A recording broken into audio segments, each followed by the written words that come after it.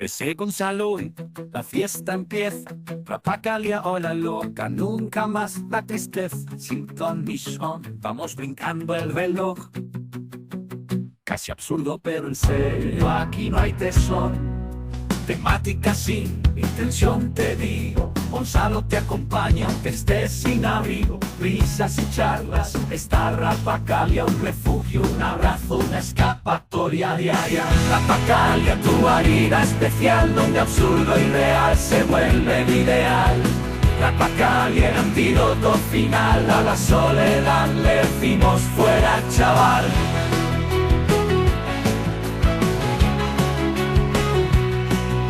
Navegamos temas sin rumbo definido, desde el amor hasta un viaje perdido. Gonzalo te cuida, te lleva de la mano, sirva de guía. De esta locura nada está de relleno. Cuarentena larga, pero juntos aquí escapamos la mente, libertad para ti. Programa sin forma, pero con dirección. Hacemos compañía sin pedir perdón.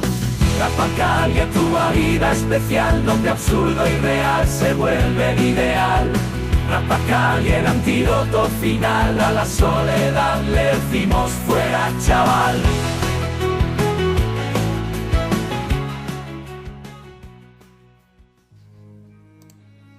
Hola, me alegro mucho de veros. Estamos en octubre, pero todavía quedan árboles con hojas verdes y algunos gansos despistados. Estoy en el jardín, rodeado de hojas caídas y disfrutando de una salchicha con ketchup. Mira por dónde. Mis vecinos charlan sobre cosas que no implican negar la existencia de los dinosaurios, ni tampoco sobre el sol de Torrevieja. Lo que me agrada, y me imagino a un triceratops levantando su pulgar mientras me guiña el ojo. Quizá no sea una ensoñación, porque el triceratops viene y se sienta con nosotros. También lo hacen Santo Tomás de Aquino, Zenón de Lea, Margarita Poret y otros buenos amigos que me son muy queridos. Alguien me llama y me dice que el emperador Marco Aurelio está de camino, pero que no quiere nada especial, solo pastel de zanahoria y pasar la noche en el sofá. Eso está hecho, majestad. Y no te cortes, Boecio, coge otra salchicha y ponle esto, son pepinillos, ya verás qué rico. El día pasa, recogemos hojas, barremos la calle y rascamos el musgo de las baldosas del parque. Incluso el emperador da el callo. Aquí en North Shopping arrimamos el hombro por la comunidad y después bebemos festis de pera y comemos pastel. Algo sucede, sin embargo. Las luces de las farolas se apagan y también las de las casas del barrio. Por suerte aún queda algo de luz diurna y podemos meternos en casa y encender unas velas. Ha sido Jimmy. Un policía muy parecido a Nicolas Cage nos informa de que han visto a un vampiro manipulando la caja de contadores del búnker. Me costará restablecer la imagen de mi amigo el vampiro entre nuestros vecinos tras esto. Pero también que Jimmy a veces tiene que hacer sus cosas de vampiro.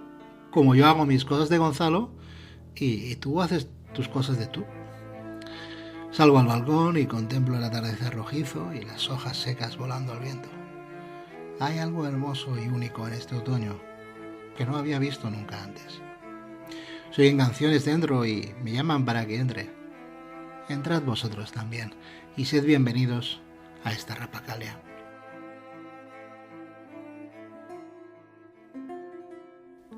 Hoy os traigo a la Rapacalia unos amigos que siempre están conmigo. Quizá no a todas horas, pero sí de forma constante.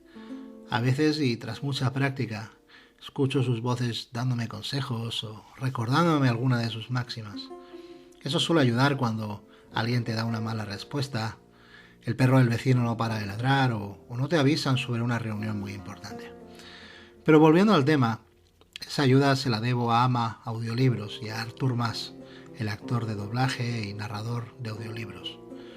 Su voz me ha acercado a muchos clásicos y paseando por las calles heladas o esperando buses a menos 25 bajo cero, en la más absoluta soledad, su voz ha sido mi mayor compañía y causa de gozo en muchas ocasiones. Con su voz él ha sido Epicteto, Marco Aurelio, Buda, Lao Tse y muchos más, así que en cualquier parte he podido acercarme a esos sabios de la antigüedad y hallar consuelo. en ellos. Consolación por la filosofía. Esta Rapacalia va dedicada al bueno de Artur. Desde aquí, para que queden las ondas por toda la eternidad, te doy infinitas gracias por lo que haces y por tu excelente trabajo. Gracias a ti decidí comenzar la Rapacalia, porque la soledad es una pandemia mundial y debemos erradicarla.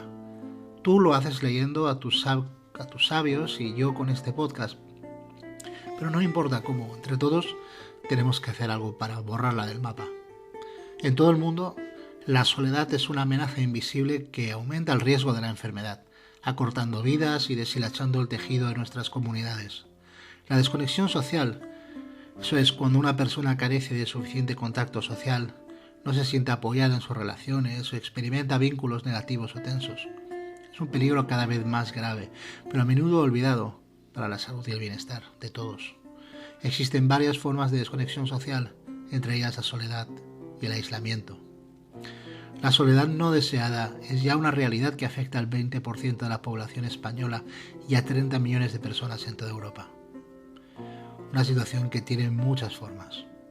La más obvia, esa persona que no tiene con quién celebrar la Nochebuena, pero también la de quien, estando todo el día rodeado de gente, se siente terriblemente solo. Los seres humanos estamos predispuestos a las conexiones humanas. Desde los primeros años de vida, las relaciones moldean nuestro cerebro, nuestras emociones y nuestras posibilidades de llevar una vida saludable. Por el contrario, la desconexión, ya sea por soledad o por aislamiento social, puede tener efectos devastadores. Aumenta el riesgo de cardiopatías, accidentes cerebrovasculares, depresión, ansiedad, demencia y muerte prematura. También puede dar lugar a un bajo rendimiento escolar y laboral y suponer un coste de miles de millones al año a las economías y sociedades. No se trata solo de la salud y el bienestar de las personas. La conexión humana también es una piedra angular de la prosperidad económica, la resiliencia nacional y la cohesión social. Las sociedades que fomentan la confianza y la conexión son más innovadoras, más seguras y más capaces de responder a la crisis. La pandemia de COVID-19 puso de manifiesto esta realidad. Cuando los confinamientos forzaron la separación física, la necesidad humana de conexión se hizo evidente y también los costes de su ausencia. Hay 1000 formas de luchar contra la soledad. Ayúdame a vencerla en tu comunidad, en tu vecindario, en tu cole o en tu lugar de trabajo. Que nadie esté solo sin quererlo. Cuento contigo. Y ahora servíos pastel. ¿Estáis todos aquí? Bueno, ahora os voy a hablar de Boecio y de la consolación de la filosofía, que es una de las obras más bellas y profundas de toda la literatura medieval. Su autor, Boecio, fue un pensador romano del siglo VI, formado en la tradición clásica, pero que vivía ya en un mundo dominado por los reinos germánicos, después de la caída del Imperio Romano de Occidente. Boecio trabajó como consejero del rey ostrogodo Teodorico el Grande, pero fue acusado injustamente de traición. Lo encarcelaron en Pavía y allí, mientras esperaba su ejecución, escribió esta obra.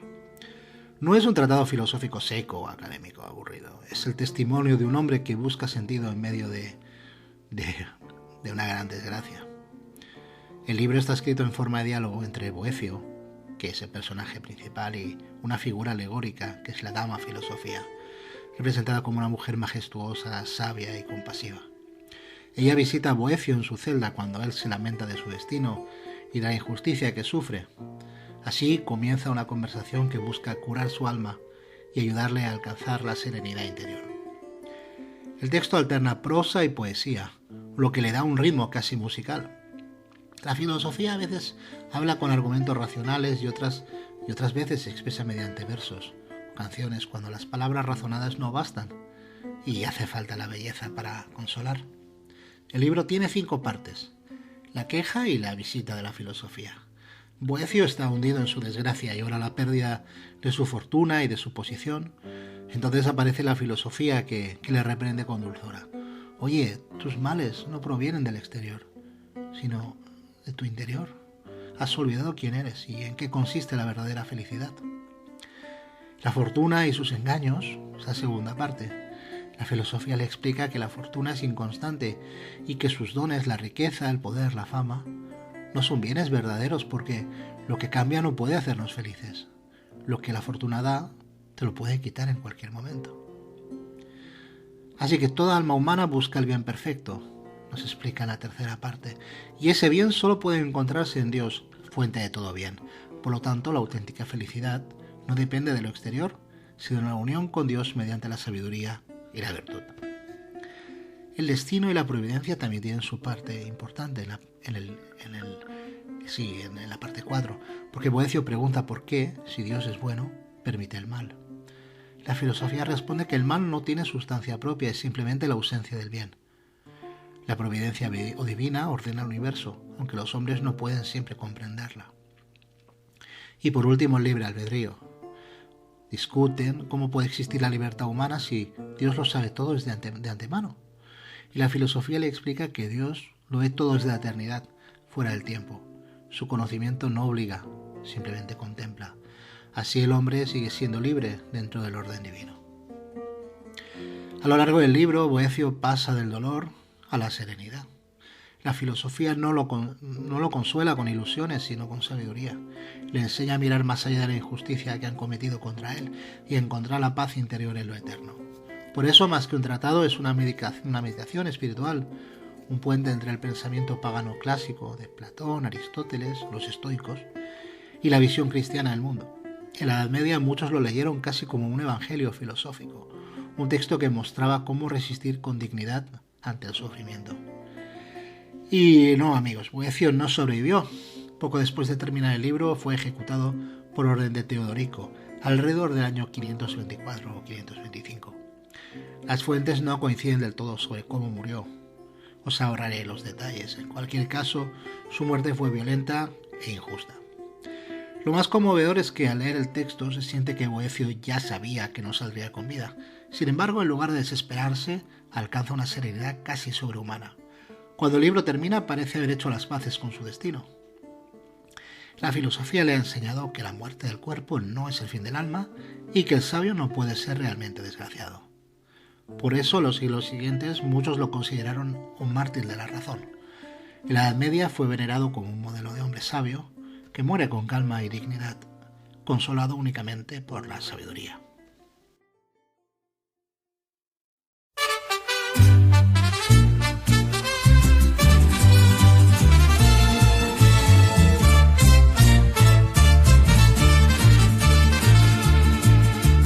Esta es la historia de un hombre que no pudo amar,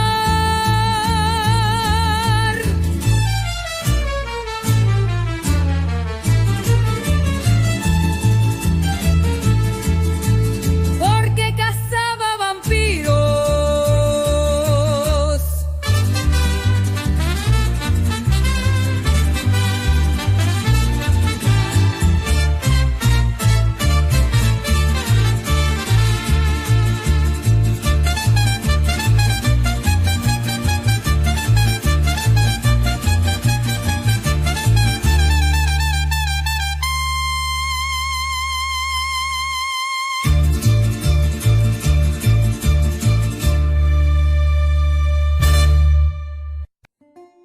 Santo Tomás de Aquino pensaba que la fe y la razón no están en conflicto, sino que se ayudan mutuamente. La razón permite entender el mundo y conocer a Dios a través de lo que observamos, y la fe nos enseña verdades que la razón sola no puede alcanzar. Tomás tomó muchas ideas de Aristóteles y las adaptó al cristianismo. Creía que toda la naturaleza tiene un propósito y que ese propósito final es Dios. Según él, todo lo que existe tiene una causa. Y al final debe haber una causa primera, que es Dios. También defendía la idea de una ley natural, que es el orden moral que cualquier persona puede descubrir usando la razón. Hacer el bien significa seguir la razón, porque eso nos acerca a Dios. Para él, el ser humano está formado por cuerpo y alma, que no están separados, sino que forman una unidad.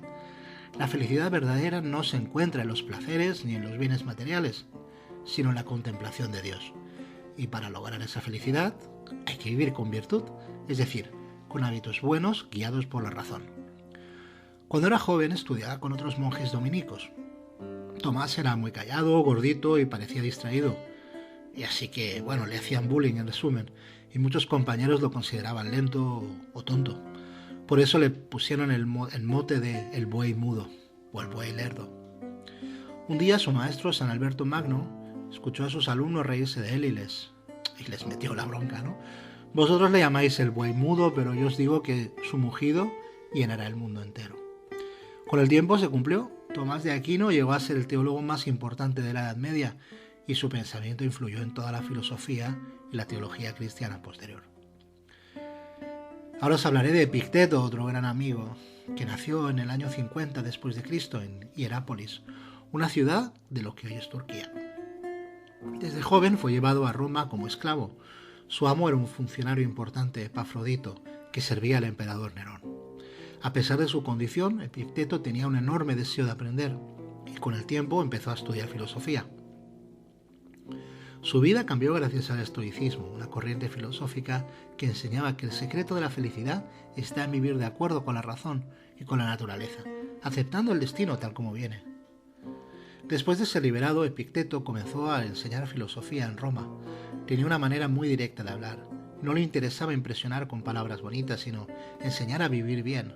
Decía que la filosofía no era para hablar en los banquetes y quedar bien y marcarse el pegote, sino para soportar el dolor, la pobreza o la muerte con dignidad. Cuando el emperador Domiciano expulsó a los filósofos de Roma y los persiguió también para matarlos, Epicteto se marchó a Grecia y fundó una escuela en Nicópolis. Allí enseñó el resto de su vida, que por cierto fue larguísima para aquella época. Se habla de por encima de los 90 años. No escribió nada, todo lo que sabemos de él viene de su discípulo Arriano, que recogió sus enseñanzas en un libro llamado Manual de Epicteto, en Quiridión.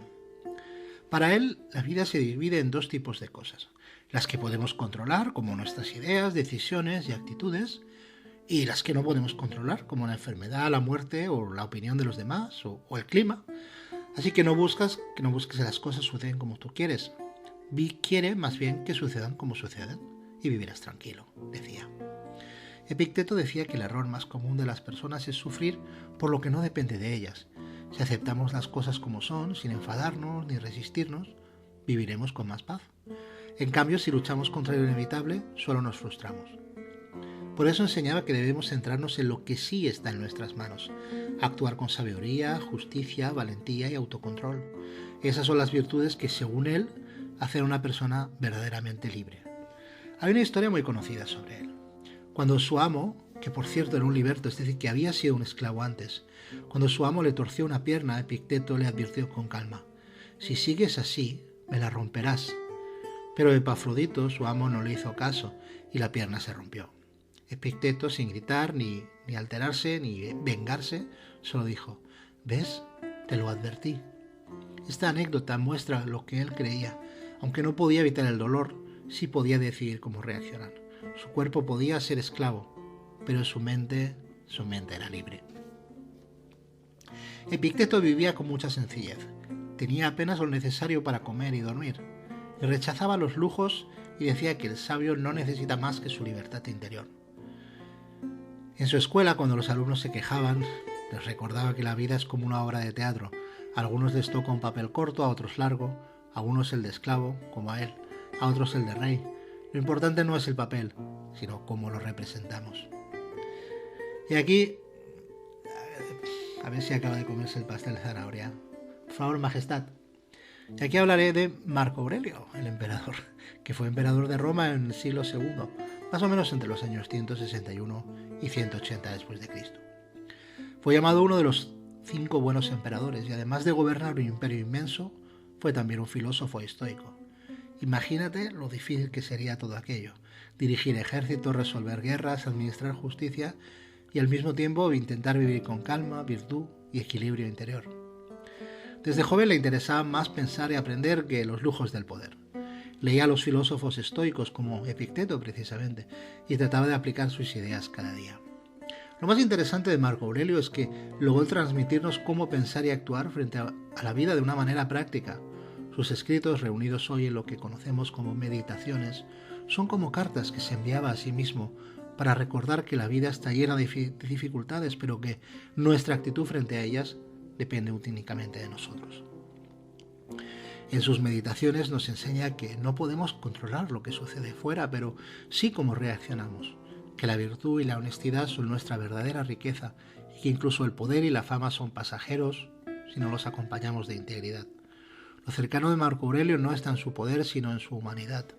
Reflexionaba sobre sus errores, sobre la impaciencia, la ira o el miedo, y nos invita a ver la vida con calma y aceptación, sin dejar de actuar con responsabilidad y compasión también. Leerlo o escucharlo hoy nos permite sentir que, aunque vivamos en un mundo muy distinto, los desafíos humanos siguen siendo los mismos y que su filosofía no es teoría lejana, no es papel mojado, sino una guía práctica para enfrentarse al día a día con tranquilidad y sentido. Imagina un campamento romano al borde del río Danubio. La lluvia cae, el barrio lo cubre todo y los soldados murmullan sobre lo difícil que es la vida. Pero entre ellos, caminando con las botas también embarradas y sin lujos, está Marco Aurelio. Un soldado lo reconoce y le pide un saludo. Él sonríe y dice: no soy mejor que vosotros. Hago lo que debo igual que vosotros. No hay pompa, no hay orgullo, solo respeto y cercanía. Duerme en tiendas sencillas, come con ellos, come lo mismo que ellos y camina entre los soldados para escuchar sus problemas. Sus hombres lo admiraban, pero no por su corona, sino porque compartía su realidad. Cada mañana Marco Aurelio se sentaba solo y se hablaba a sí mismo. Hoy te encontrarás con gente difícil, injusta, grosera. Recuerda que su comportamiento no depende de ti. Mantén la calma y haz lo correcto. Era como un pequeño ritual para entrenar su mente, un recordatorio de que incluso siendo emperador no podía controlarlo todo, pero sí podía controlarse a sí mismo. También se cuenta que paseando por Roma había un niño que jugaba cerca del foro. Podía haber pasado de largo, pero se agachó y le habló con curiosidad, preguntándole sobre sus juegos y amigos. No lo hacía por propaganda ni por quedar bien, simplemente valoraba la humanidad de cada persona, por pequeña que pareciera. En Roma había personas que nadie escuchaba: artesanos, soldados, comerciantes, niños. Marco Aurelio se detenía a hablar con ellos, preguntando cómo iban sus vidas, qué problemas tenían. Un fatídico día, después de perder a uno de sus hijos, Marco Aurelio se paseaba por los jardines del palacio. Perdió 2, por cierto. Podría haberse dejado arrastrar por la tristeza, pero en cambio meditaba sobre la vida y la muerte, recordándose que todo es parte de la misma cosa. Hablaba consigo mismo: no llores por lo inevitable, no llores, por favor. Vive bien, actúa con virtud. Acepta esto, no lo puedes cambiar. Tu hijo está muerto. Y no era frialdad, sino serenidad ante lo que todos tememos, la pérdida más horrible que puede tenerse y el final. La irritación transformada en lección. En la oficina de palacio, un funcionario cometió un error y Marco Aurelio sintió que se enfurecía, ¿no? Y en lugar de gritar o castigar a aquel funcionario, se detuvo, respiró y pensó: soy humano, cometo errores, los cometeré en el futuro. En este momento quiero aprender y no vengarme. Esa conversación interna era su forma de entrenarse, de no dejar que la ira gobernara sus decisiones. A diferencia de otros emperadores, de los que ya os hablé en el programa de los gladiadores, con Nerón y todas sus locuras, y por ejemplo Cómodo, que fue el sucesor de Marco Aurelio, el emperador, evitaba el lujo excesivo y las demostraciones ostentosas de riqueza. Cuando visitaba otras ciudades o recibía embajadores, pues prefería conversaciones directas y honestas en lugar de banquetes grandiosos y malgastar comida, etcétera, ¿no? Su mensaje era claro: el poder no era para su placer personal, era para servir al pueblo. Y ahora os hablaré de Zenón de Elea. Un poco especial, pero siempre me ha caído muy bien y os lo cuento. Zenón de Elea vivió aproximadamente entre el 490 y el 430 a.C. en una pequeña ciudad de la costa de la actual Italia llamada Elea. Zenón tenía un talento especial: podía hacer que la gente pensara cosas que parecían imposibles. Un día, mientras caminaba con sus amigos por el mercado, les dijo: imagina que quieres llegar a esa panadería. Primero debes recorrer la mitad del camino, luego la mitad de lo que queda, y así para siempre. ¿Llegarás? Sus amigos se rieron y fruncieron el ceño, porque parecía absurdo. Pero Zenón solo quería que aprendieran a mirar la realidad con cuidado y paciencia. En principio, aunque se dice que no es así, yo creo que él sentó las bases de lo que podría ser la física, ¿no? Hablar un poco de física, aunque evidentemente no era una física empírica y se centraba más en en cómo entrenar el pensamiento. Pero todos esos temas de la física aparecen allí, ¿no? Si yo salgo antes y tú corres para alcanzarme, ¿llegaremos los dos al mismo tiempo? ¿O yo he ido más rápido que tú? ¿O no? O sea, hay unas grandes preguntas allí que evidentemente la física práctica responde, pero él solo se hacía las preguntas. Las respuestas tardaron muchos siglos en ser respondidas. Cierta tarde un niño se acercó a Zenón con una tortuga que traía desde casa y le preguntó: ¿quién ganaría una carrera, yo corriendo o la tortuga? Y Zenón sonrió y le contó su famosa paradoja. Incluso corriendo más rápido, uno nunca puede adelantar completamente a la tortuga si empieza desde cierto punto. El niño se rió confundido y Zenón añadió con cariño: no te preocupes si no lo entiendes de inmediato. Lo importante es aprender a mirar las cosas de otra manera. Zenón fue discípulo y amigo cercano de Parménides, un gran filósofo también. Caminaban juntos por Elea discutiendo sobre la vida y el universo. ¿Qué era aquello, no? ¿Qué eran las estrellas? ¿Dónde estaban? ¿En qué se ubicaban? Hay tantas preguntas que hacerse. Hay tantas preguntas que hacerse todavía. Y así mientras los demás pasaban, ellos tenían a mirar una hoja movida por el viento y decían: ¿es realmente el movimiento que ves o solo la ficción del movimiento? Solo la ilusión de que esa hoja se está moviendo en realidad. Los vecinos los miraban extrañados, pero Zenón y Parménides se reían, disfrutando de su propio juego de preguntas y respuestas que hacían pensar sin prisa.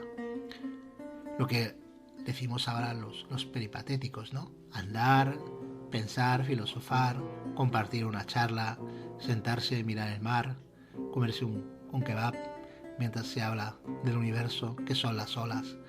Todas esas cosas las hacían los griegos de la antigüedad, tenían mucho tiempo libre o quizás sacrificaban ese tiempo, ¿no? A costa de una vida rica y ostentosa, pero parecían, por lo que veo, toda la historia de los grandes filósofos griegos, pues parecían gente muy, muy orgullosa de ser quien era, ¿no? Y, en fin, es el placer de pensar, ¿no? De la recreación de poder hablar con alguien sin tener esa prisa que veo cada día, ¿no? Esa angustia de la gente por adelantar el coche, la carretera, por llegar antes. Y luego cuando llegan al trabajo antes dices: ¿y ahora qué? ¿Para qué has corrido la carretera? ¿Por qué has corrido para coger el bus? Si vas a llegar igual. Zenón era conocido por su paciencia con los alumnos, algo que es muy necesario cuando se es profesor, así que una vez un joven no entendía sus paradojas y se frustraba. Y Zenón se inclinó, le ofreció agua y le dijo: mira, cada mente aprende a su ritmo. Lo que hoy parece imposible, mañana te parecerá evidente. Esa paciencia mostraba que valoraba más la comprensión y la humanidad que la lógica pura. En debates con otros filósofos, Zenón presentaba paradojas complicadas sobre el espacio y el tiempo. Algunos se molestaban creyendo que los confundía o que se burlaba de ellos, pero él sonreía: no busco que ganéis o perdáis, solo quiero que os maravilléis con las preguntas.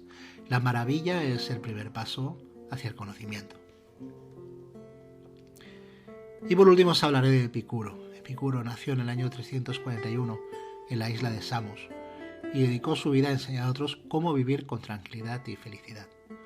A diferencia de lo que muchos piensan, el epicureísmo no se trata de buscar placeres extravagantes, sino de aprender a disfrutar de lo sencillo y a cuidar la paz interior.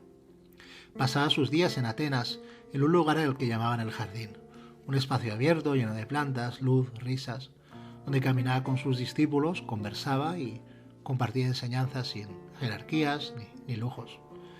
Epicuro valoraba sobre todo la amistad y la serenidad. Se preocupaba por sus discípulos, escuchaba sus dudas y los ayudaba a enfrentar los miedos más profundos, como el miedo a la muerte. Recibió una vez a un joven preocupado por este temor y le dijo con calma: no debes temerla. Mientras existes, la muerte no está, y cuando llegue, tú ya no estarás para sentirla. Vivamos tranquilos hoy. Sus palabras, suaves, llenas de sentido, liberaban del peso de la ansiedad y enseñaban a mirar la vida con sencillez y claridad. Las comidas en el jardín eran un ejemplo de su filosofía. Nada de banquetes lujosos. Fruta fresca, pan, aceite, todo compartido entre amigos. Cuando alguien le preguntaba si tampoco bastaba para ser feliz, Epicuro sonreía y respondía: lo simple, cuando se disfruta con quienes quieres, es todo lo que necesitamos. Para él la felicidad estaba en los gestos pequeños, en las conversaciones sinceras, en los momentos compartidos, pero no en la riqueza ni en la fama. También cuidaba los detalles cotidianos, observaba a sus discípulos mientras cuidaban plantas, acariciaban animales o simplemente jugaban en el jardín, practicaban deportes y les recordaba que la felicidad también se encuentra en esas pequeñas cosas que parecen insignificantes. No la busques lejos, les decía. La felicidad está aquí entre nosotros, entre lo que amamos. Y sobre todo, Epicuro era un maestro amigo. Nunca imponía sus ideas, nunca ridiculizaba a nadie. Si un alumno no entendía algo, lo escuchaba con paciencia, lo guiaba y lo acompañaba hasta que la comprensión llegaba. Sus discípulos lo recordaban no solo por lo que enseñaba, sino por cómo lo enseñaba, con cariño, respeto y cercanía. Cada conversación con él era un ejemplo de tranquilidad y afecto, un recordatorio de que la vida puede ser simple, plena y luminosa si aprendemos a valorarla con calma. Y ahora, un temazo musical.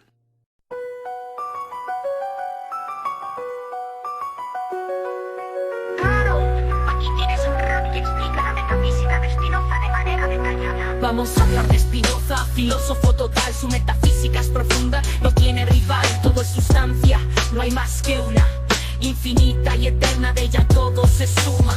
Le llamaba Dios o naturaleza, no es el Dios del templo ni de la realeza, es la realidad misma sin distinción, una unidad perfecta en toda creación. Spinoza lo explica en su ética, lo ves, todo es uno, no hay nada fuera de él, sustancia infinita, atributos sin fin, Dios es el cosmos, lo llevas dentro de ti. Spinoza lo explica dentro de ti, Dios lo llevas dentro de ti. Spinoza lo explica dentro de ti. La sustancia tiene atributos, dos conocemos, extensión y pensamiento, y ambos poseemos. La mente y el cuerpo no están separados, son dos caras de un todo bien integrado. Los nodos son los estados de esta sustancia, formas particulares que muestran su abundancia. Todo lo que existe es un modo en el mar, del único ser que nunca va a cambiar. Spinoza lo explica en su ética, lo ves, todo es uno, no hay nada fuera de él, sustancia infinita, atributos sin fin, Dios es el cosmos, lo llevas dentro de ti. Spinoza lo explica dentro de ti, Dios lo llevas dentro de ti. Spinoza lo explica dentro de ti. La libertad no es como tú, que es hermano, no es libre albedrío, sino entender el plano, comprender que somos parte del todo, que el destino es necesario y fluye en cada modo. La mente libre es la que sigue la razón, entiende la necesidad de cada acción. El sabio acepta el orden natural y en el amor a la naturaleza encuentra el ideal. Amor de intelectualis, así lo llamaba, el amor a Dios que la razón alzaba. No es emoción, es conocimiento profundo, comprender la unidad en todo el mundo. Spinoza lo explica en su ética, lo ves, todo es uno, no hay nada fuera de él, sustancia infinita, atributos sin fin, Dios es el cosmos, lo llevas dentro de ti. Spinoza lo explica dentro de ti, Dios lo llevas dentro de ti. Spinoza lo explica dentro de ti.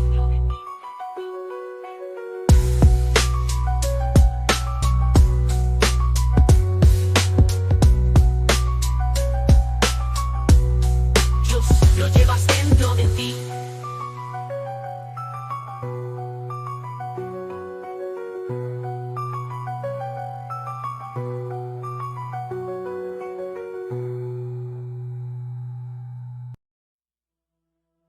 Bueno, y ahora os voy a leer un mensaje que me ha llegado y que me ha puesto de muy buen humor. Allá vamos. Hola Gonzalo, te escribe una oyente un poco peculiar. Soy islandesa, transportista y hace unos años estudié español en la Universidad de Reykjavik. Lo he olvidado un poco, pero tu podcast me ayuda a mantenerlo vivo, aunque todavía me cuesta escribir sin cometer errores. Espero que me entiendas. Quería contarte algo. Ahora mismo estoy en mitad de un viaje desde Koparbogor hasta Egilsstaðir. Son casi 8 horas de carretera y, para no dormirme ni aburrirme, voy escuchando tus episodios. De algún modo, no sabría explicarlo, tu manera de recomendar películas, juegos y libros me gusta mucho. Me mantienes despierta y atenta, incluso cuando la nieve empieza a caer sobre el parabrisas. La verdad es que este trayecto tiene un motivo especial. Voy a sorprender a mi novio Pieter. Él no entiende ni una palabra de español, lo cual es gracioso porque siempre me pregunta de qué me río mientras escucho. Cuando llegue, si todo va bien, quiero pedirle matrimonio. Estoy un poco nerviosa, pero también muy feliz. Gracias por acompañarme en estas horas de carretera. Aunque no nos conozcamos, tu voz y tus historias son parte de esta aventura. Si algún día vienes a Islandia, prometo enseñarte mis rutas favoritas y presentarte a Pieter. Un saludo grande desde el volante, Sigriður. Pues bien, sabiendo esto, te he preparado una Rappakalja muy larga, para que cubras todo el viaje, o gran parte de él. Ahora soy yo el que emprendo un viaje al pasado, recuperando un Lost Media Gourmet de mí mismo y trayéndolo de regreso a la Rappakalja. Lo que vais a escuchar pertenece al programa Sexto Sentido, presentado por mi buen amigo Jordi Fortea, en algún momento entre 2012 y 2014. Sexto Sentido fue un programa hecho con mucho cariño, como todo lo que él hace. Por cierto, ahora tiene un canal de YouTube que se llama La Era del Ser. Entrevista a muchos profesionales de diversos ámbitos y hace un trabajo extraordinario. Fue un placer participar en su programa y siempre recuerdo aquellas veladas felices en la radio. Y en homenaje a aquellos días bondadosos y a aquellas compañías gratas, comparto estos 3 programas. Jordi, te diría que la dama te guarde, pero bien sé que ya lo hace.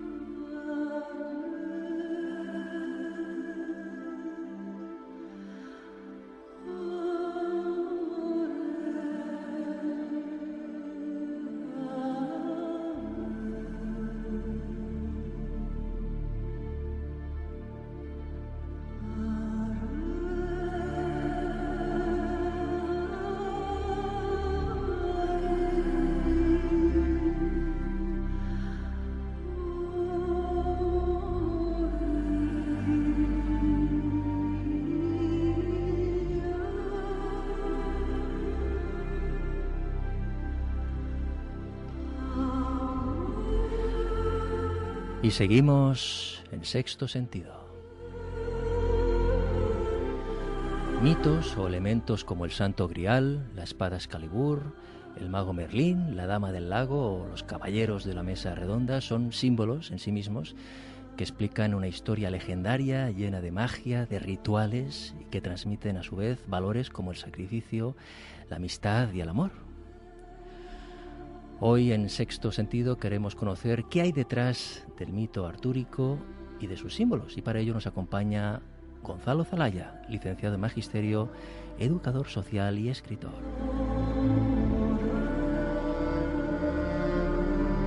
Gonzalo Zalaya, muy buenas noches. Hola, buenas noches, Jordi. Un placer tenerte aquí con nosotros. El placer es mío. En Sexto Sentido. Un honor. Gracias. Para empezar, un poco, yo cuando pienso en el Rey Arturo, ¿no? Pienso en esa magnífica película, no sé si tú estás de acuerdo conmigo, Excalibur. Sí, completamente de acuerdo. Y pienso en la Dama del Lago, ¿no? Bueno. Esa dama que aparece tras el lago, que sale la mano del lago con la espada, la mítica espada Excalibur, ¿verdad? Sí. Y es un momento justo en ese momento en el que suena chan, chan, esa fuerza la y, música esa, y sostiene la espada de la música golpe, ¿no? de Vangelis, creo que era, no, de Sí. Vangelis, bueno, aquella música Carmina Burana. Eso, Carmina Burana. Bueno, pero salen grandes artistas. ¿Qué nos puedes contar de la Dama del Lago? ¿Cuál es la leyenda sobre este personaje? Bueno, la Dama del Lago es un personaje fascinante a lo largo de la historia, ¿no? Sí. Es difícil trazar dónde comienza la Dama del Lago, dónde comienza su andanza y su leyenda, pero es una historia antiquísima que se remonta a los tiempos de los antiguos celtas. El nombre original de la Dama del Lago, bueno, se le atribuyen muchos. Gwenaël, Coventina, la diosa de las aguas, Nínive, Vivian del lago. Algunas veces dicen que era la aprendiza de Merlín, otras dicen que era una deidad, otras veces dicen que era una criatura que poseía una magia inherente, ¿no? Y yo me decanto a pensar que así era, ¿no? Que era una antigua criatura que moraba en el mundo y que enseñó a los hombres a ser mejores. ¿Y qué relación tenía esa dama del lago con la espada, la mítica espada Excalibur? Es una muy buena pregunta la que me haces. La guardaba ella. Sí, porque la voluntad de estas deidades, de estas damas de las aguas, de estas ondinas o ninfas, era normalmente consultada por los druidas, por los sabios o por los poetas de todo tiempo. Y era muy común hacerles ofrendas de gran valor, y algunas de ellas eran preciosas armas enjolladas y armas a las que se les atribuyeron, por supuesto, cualidades mágicas, ¿no? Posteriormente. En la mitología celta, las deidades del agua eran muy populares y respetadas, ¿no? Ya que el elemento que ellas controlaban era la esencia misma de la vida. Pero si hablamos del personaje de Arturo, ¿no? Del mítico rey Arturo, ¿cuál es su origen? O sea, ¿cuál es la primera fuente? ¿También es de origen celta el personaje de Arturo o no? Sí, bueno, también es un personaje a lo largo de toda la Edad Media y a lo largo de toda la posterior caída de Roma. Aparecen unos personajes que bueno, se les ha atribuido el origen de Arturo, ¿no? Pero lo cierto es que Arturo representa la figura medieval del monarca perfecto, ¿no?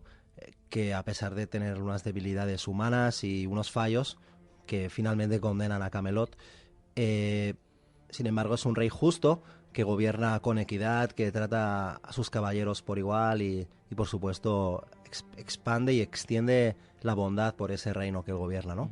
Dicen que era un jefe militar, Artaios dicen que era su nombre, y que era un celta romano, ¿no? Pero bueno, quién sabe si esto es una leyenda o... El primer relato, creo que de la vida del personaje, se encuentra en la historia Regum Britanniae, escrita en el año 1130 y en el 1136 por el galés Geoffrey de Monmouth, quien configuró los rasgos principales de su leyenda, ¿no? Sin embargo, creo que, bueno, Arturo se concibió de una manera casi, podríamos decir, mágica, ¿no? Porque creo que, ahora hablaremos de Merlín, del personaje, del gran mago Merlín, sí, ¿no? Pero fue a través de Merlín, o sea, Merlín tuvo algo que ver, ¿no?, en el nacimiento de Arturo. Es muy cierto. Merlín tenía muchas esperanzas en Uther Pendragon para confiar en él y nombrarlo un sucesor, un gran rey, pero Uther Pendragon falló, perdió la cordura y su lascivia le venció. Así que Merlín, viendo esto y siendo muy precavido y astuto, se aseguró de tener una descendencia, es decir, una descendencia política, una descendencia, a conseguir un pupilo que aprendiera de él todas las artes de la magia, y también, por supuesto, porque Arturo está versado en la magia, según muchos cuentos, y conoce y comprende. A través de un embrujo, de un ritual que hizo Merlín. Sí, entonces Merlín le instruye y le enseña los peligros de la magia y también le enseña los beneficios del conocimiento, ¿no? Es por eso que Arturo es un rey medieval, pero es un rey medieval instruido y sabio también, ¿no? O sea que Arturo es hijo de un rey de una pequeña comarca, como bien decías, que era Uther Pendragon, sí, quien deseaba a Igraine, que era esposa de un duque de Gorló. De Tintagel, sí. Exacto. Entonces, Uther, el padre el padre biológico, digamos, de Arturo, hizo que el mago Merlín embrujase a la mujer para que cuando él entrase a sus aposentos, ella creyese que se trataba de su esposo, ¿no? Eso es. Y allí concibió a Arturo. Sí, Merlín conspiró de esta forma, y esto causó la muerte de un hombre. Morgana, que es la hermanastra de Arturo, se entera de esto posteriormente y, bueno, desconfía de Arturo para siempre, al que convierte en su enemigo en muchas versiones. En otras es su más leal compañera, ¿no? Cuando el niño nace es tomado por Merlín. Eso es. Eso es la condición por la cual Merlín accede a hacer el embrujo, ¿no? Exacto. Le dice a Uther, bueno, yo voy a hacer el embrujo para que puedas poseer a esa mujer, pero el niño, si hay un fruto de esa posesión, el niño será para mí, ¿vale? Lo educaré yo, ¿vale? Eso es. Entonces, cuando nace, es tomado por Merlín, quien creo que lo entrega a un noble inglés, Sir Héctor, para que lo cuide y lo críe como su propio hijo. Pero, ¿qué se sabe de este personaje de Merlín, ¿no? Es una especie de mago, de druida, de chamán. Merlín yo creo que es una entidad de la naturaleza. Es efectivamente un chamán, pero también en muchas historias se le trata como un ser del bosque, que no es humano. que al nacer dicen que ya poseía la facultad de hablar todas las lenguas, muchas historias que narran esto. Pero Merlín sí que era un ser dotado de una gran capacidad mágica, de un conocimiento superior de la naturaleza, y por supuesto era un gran mentor que tomó a numerosos discípulos bajo su mano, como Arturo, como Viviana del Lago y otros más. Y bueno, gracias a estos conocimientos de Merlín, bueno, pues se pudo alzar el maravilloso reino de Camelot, según las historias. ¿Qué nos puedes contar sobre el poder y el simbolismo de Excalibur, la espada? Excalibur es la fuerza, pero también es la fuerza que está guiada por una mano justa y recta. Esto se demuestra cuando Arturo utiliza Excalibur para actos que no son honrosos, cuando ha derrotado ya a un caballero y él continúa luchando contra él, ¿no? Y entonces Excalibur se parte, porque Excalibur solo se puede utilizar es un arma poderosa, pero solo se puede emplear para causas justas. Para hacer el bien. Exacto, para hacer el bien y para traer la justicia. Sabemos que, bueno, una vez Arturo llega al trono de Inglaterra, ¿no? Tras extraer Excalibur que estaba clavada, creo, en un yunque, ¿verdad? Eso es, que sí. era el único predestinado a sacar esa espada de esa piedra, ¿verdad? Pues sabemos que en su castillo, ¿no? Camelot, Arturo se rodeó de los caballeros más valientes y honestos, como Lanzarote, me acuerdo, Perceval, como Sir Kay, su hermanastro adoptivo, Sir Gawain, sí. Y juntos fundaron la Orden de la Mesa Redonda, ¿no? Pero ¿qué simboliza también esa mesa redonda y esos caballeros que pertenecían a ella? ¿Qué simbolizan para ti? Sí, el símbolo es la igualdad con la que Arturo gobernó su reino. Es decir, antiguamente los reyes se ponían en un extremo de la mesa y sus caballeros se repartían por orden de importancia. Pero en este caso, en la tabla redonda de los caballeros, todos son iguales en importancia. Es decir, el reino ocupa la cabeza de la mesa y todos los caballeros pueden opinar y hablar y verse las caras unos a otros. Y esa es la grandeza de la tabla redonda, que simboliza la igualdad de opinión y, bueno, la posibilidad de que todos den su parecer, y bueno, eso lo convierte en una idea muy avanzada para aquella época. Y el compromiso de luchar contra el mal, ¿no? Exacto. Y hacer siempre el bien. Sí, por supuesto, es una coalición del bien, que la tabla redonda se encarga de buscar el grial para traer la esperanza al mundo y para redimir al mundo de sus pecados y traer la alegría a la gente, ¿no? Lo cierto es que en el centro de la historia y la leyenda de Arturo es la búsqueda del Santo Grial, creo, ¿no? Eso es. Que un poco lo que gira en torno de toda esa historia, ¿no? Sí. ¿Qué representa en esta historia el Grial para ti? ¿Qué simboliza también? Bueno, el Grial es el ideal de una persona, lo que la obliga a levantarse cada mañana, lo que hace que una vida tenga sentido. En este caso, el Grial simboliza también la pureza y es el símbolo que representa a la dama. La dama del lago otorga el Grial a sus caballeros más valerosos y bravos y justos. Y el Grial pues poseía numerosas cualidades en las que se destaca pues la regeneración de miembros perdidos, o la clarividencia, o la iluminación espiritual. Es decir, el Grial tenía unos poderes maravillosos, y también simbólicamente o filosóficamente podríamos decir que es el ideal de lo que anhela el hombre, ese anhelo bondadoso y elevado, ese destino superior que una persona desea para sí misma o para un pueblo, que en el caso de los caballeros pretendían eso, ¿no? Traer la esperanza y compartir ese hallazgo del Grial con todo el pueblo. ¿Es cierto que la hermana de Arturo, Morgana, era considerada como una hada de la mitología celta? Sí, porque Morgana contiene en todas las páginas que la describen todos los elementos y todos los ingredientes para hacer de ella un ser sobrenatural. Es decir, puede volar, puede transformarse en animales. ¿Era una bruja? Sí. ¿Era una especie de bruja? Bueno, sí, es una bruja, pero también es como has dicho muy bien apuntado, una hada, una mujer dotada de poderes mágicos, ¿no? Y de hecho creo que según la leyenda Arturo se ve obligado a enfrentarse a su propio hijo Mordred, que tuvo con Morgana también, una especie de embrujo propiciado por ella, ¿no? Morgana sedujo a Arturo para yacer con él, y fruto de esa unión pues nace Mordred, ¿no? Que al final se enfrenta por el destino de Camelot, ¿no? Exacto. Entonces Mordred se convierte en el némesis de Arturo, que le odia y además le pide que sea reconocido como padre, pero claro, esa relación es incestuosa y claro, supone un gran deshonor para Arturo y para la tabla redonda, ¿no? ¿Fue el reino de Avalon, el mítico reino de Avalon, la última morada de Arturo? Sí. El reino de Avalon es la isla de las manzanas, donde está llena de manzanos y ellos siempre están florecidos, ¿no?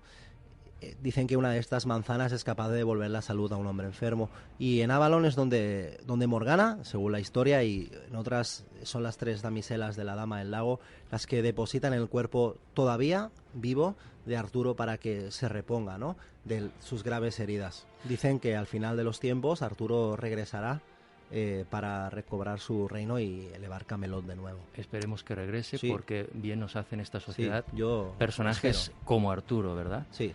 Gonzalo Zalaya, ha sido un placer. Si quieres, vuelve otro día cuando quieras y hablamos más Sería un extensamente verdadero placer y te lo de las agradezco mucho. hadas, del reino de Avalon, y hablamos de estos temas que son fascinantes. Sí lo son. Muchas gracias, Jordi. Muchas gracias a ti, Gonzalo Zalaya, licenciado en Magisterio, educador social y escritor, esta noche en Sexto Sentido. Espíritu, exorcismos, casas encantadas, historias del más allá. Sexto Sentido, con Jordi Fortià, en Radio Canal Barcelona, 106.9.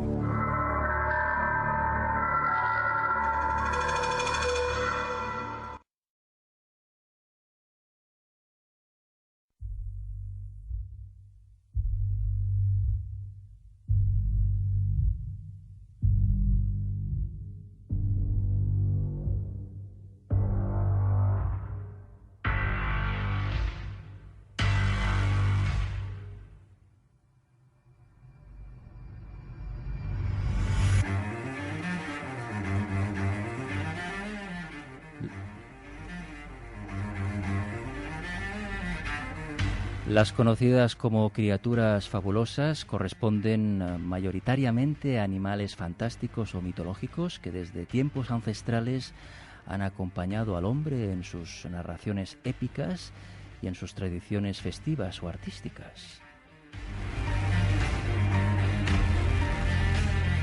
Y para conocer el significado y las leyendas que rodean a criaturas como el unicornio o el dragón, nos acompaña Gonzalo Zalaya, licenciado en Magisterio, educador social y escritor.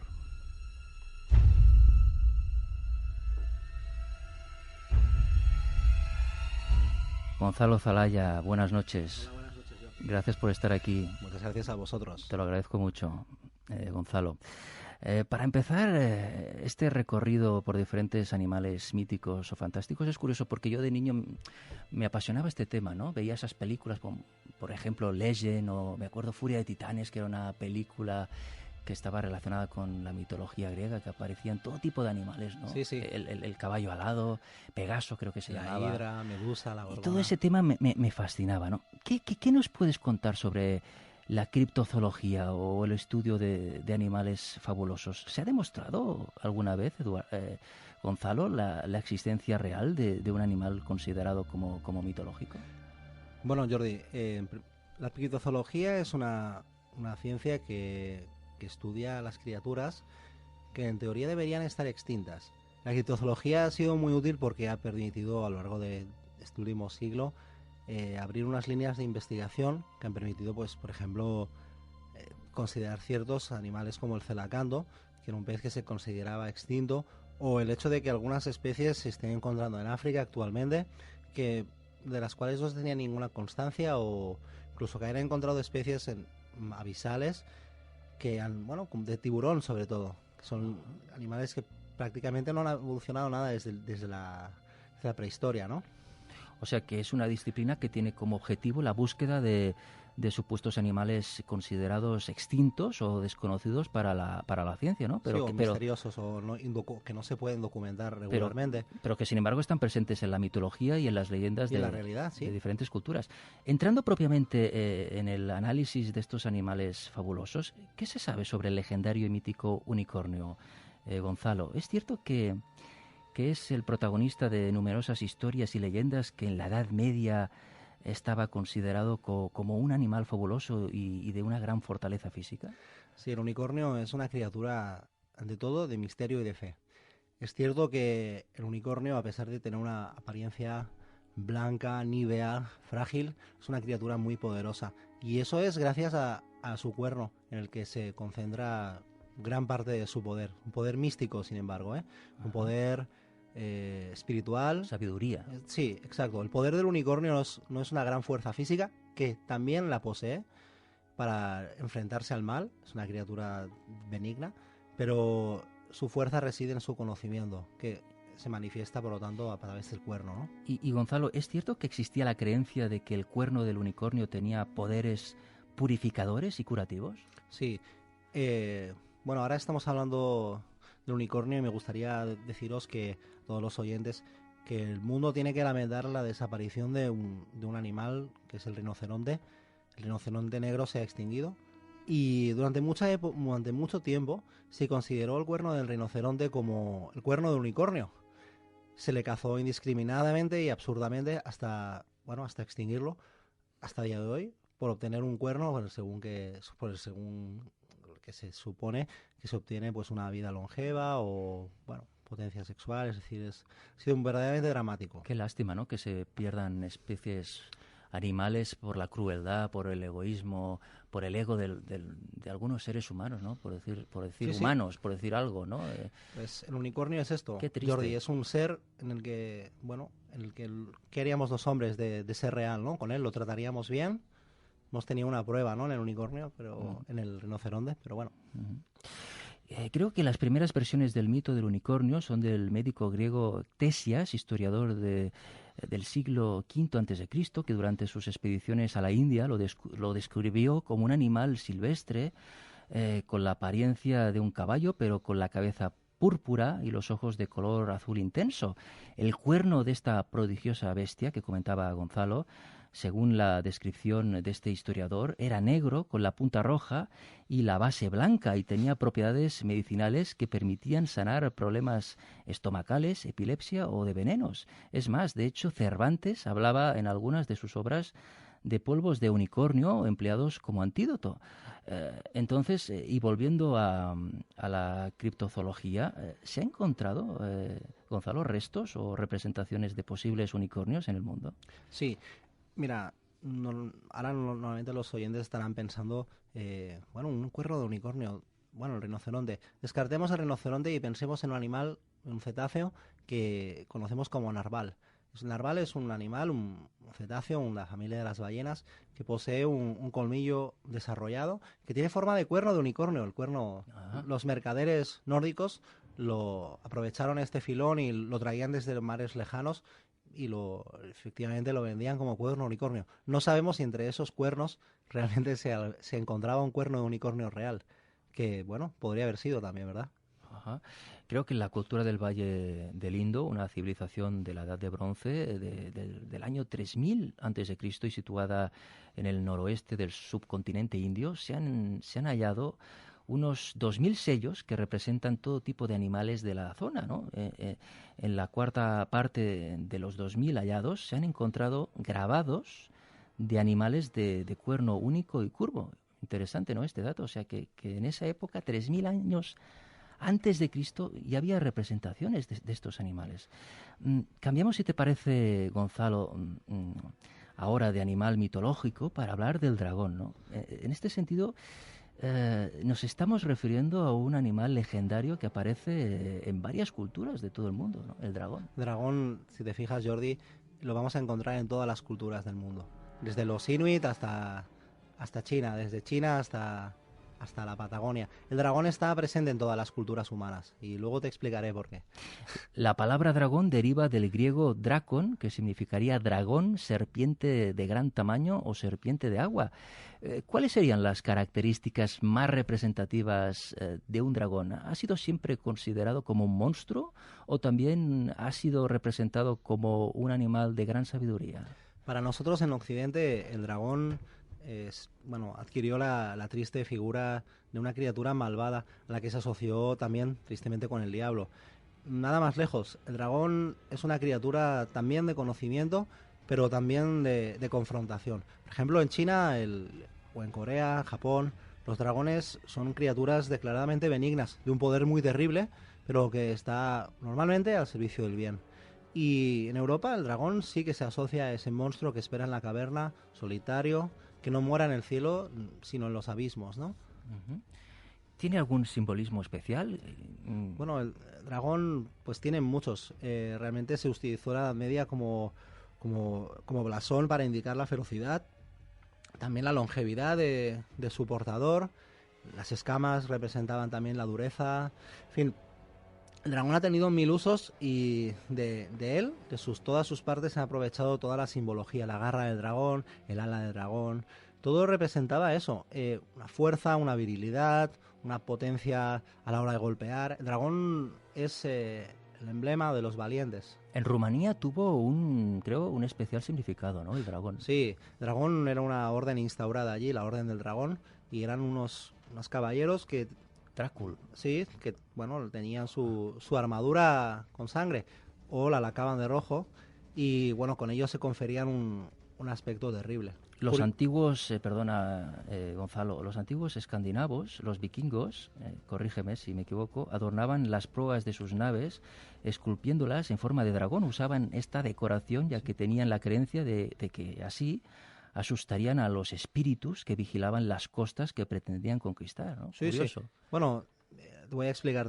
Los barcos vikingos normalmente se llaman a sí mismos drácares. Los drácars significan dragones. Y bueno, yo creo que en aquella época ver un barco vikingo con un máscarón de proa esculpido con la forma de un dragón era solo el preludio de una terrible batalla, ¿no?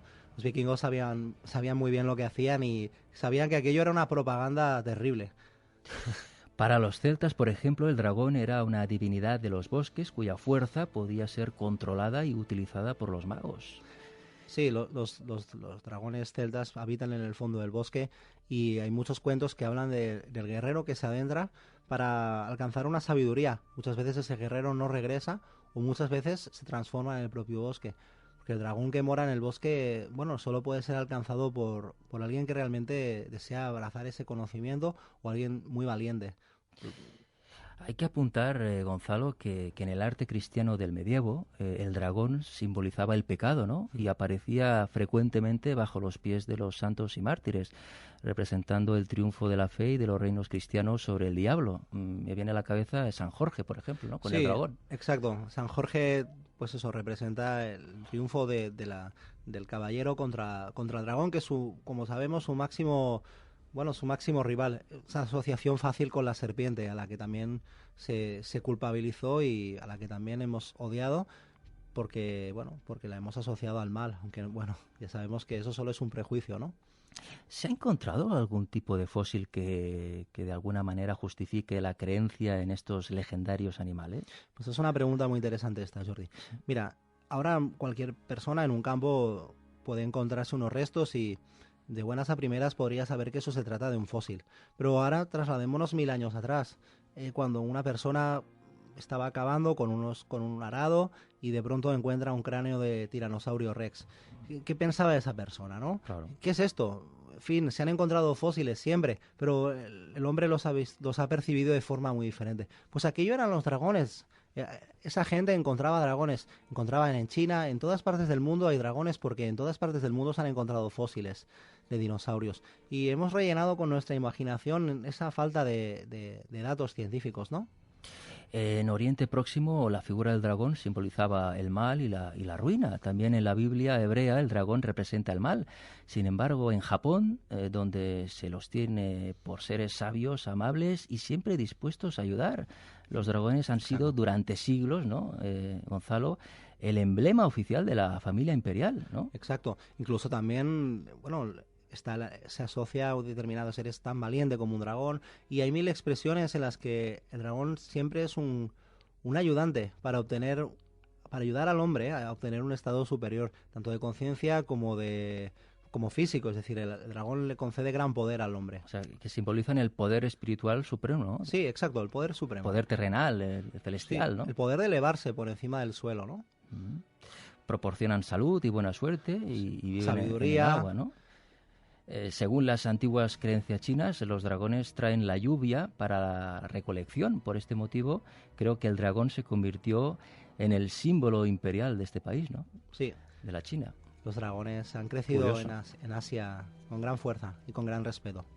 Por otro lado, y hablando de estos animales fantásticos, ¿qué son los lamasu? ¿Qué importancia tienen dentro de la mitología mesopotámica? Los Lamasu eran los antiguos protectores de las ciudades babilónicas. Eran hombres, bueno, eran criaturas con torso humano, cabeza humano, cuerpo de león, alas de águila. Eran lo que para nosotros, bueno, lo más asociado a la esfinge, ¿no? Para nosotros. Y eran criaturas de un gran poder y sabiduría, pero muy terribles también. O sea, que poseía un cuerpo de toro, ¿no? O de Sí, león, pues sí, alas de cuerpo de águila león, y alas cabeza de águila. hombre. Sí. Lo que pasa es que la proporción humana quedaba muy diluida, ¿no? En aquella bestia. Y a veces era muy difícil saber cuánto de conocimiento estaba dentro de aquel ser. Pero decían que, bueno, las tradiciones dicen que eran muy inteligentes. ¿Y es cierto que eran utilizados para ahuyentar a los espíritus maléficos? Sí, mira, cumplían de una forma muy similar lo mismo que nuestras gárgolas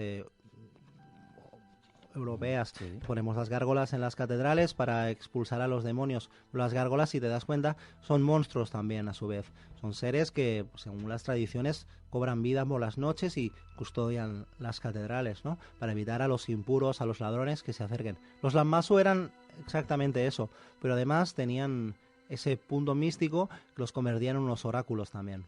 ¿Y el grifo? ¿Qué nos puedes contar de esta figura mitológica? El grifo.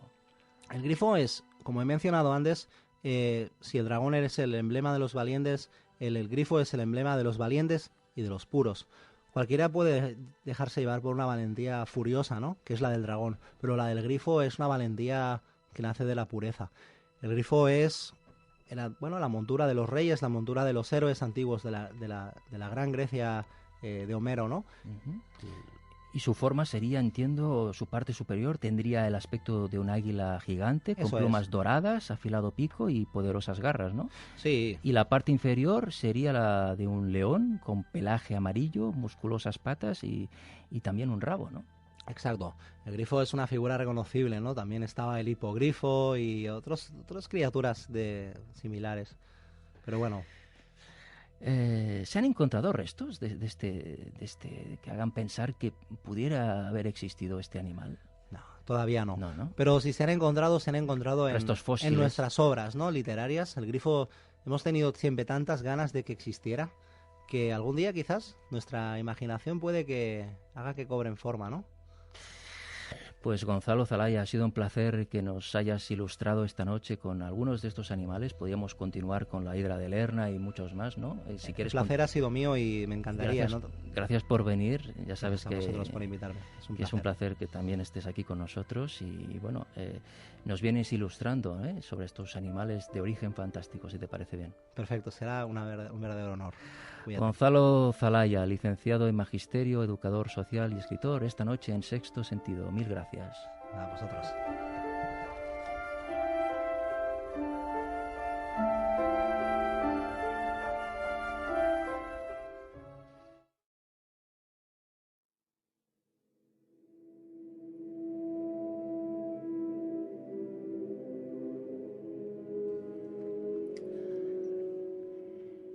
La mitología nórdica comprende la religión, creencias y leyendas de los pueblos escandinavos. En este sentido, los vikingos, o los temibles hombres del norte que asolaron la Europa del siglo VIII después de Cristo, tenían un particular mundo esotérico y espiritual en el que creían hasta las últimas consecuencias. Y para conocer las creencias místicas y espirituales de los vikingos y su visión sobre la muerte y el más allá, nos acompaña esta noche en Sexto Sentido Gonzalo Zalaya, profesor, educador social y escritor.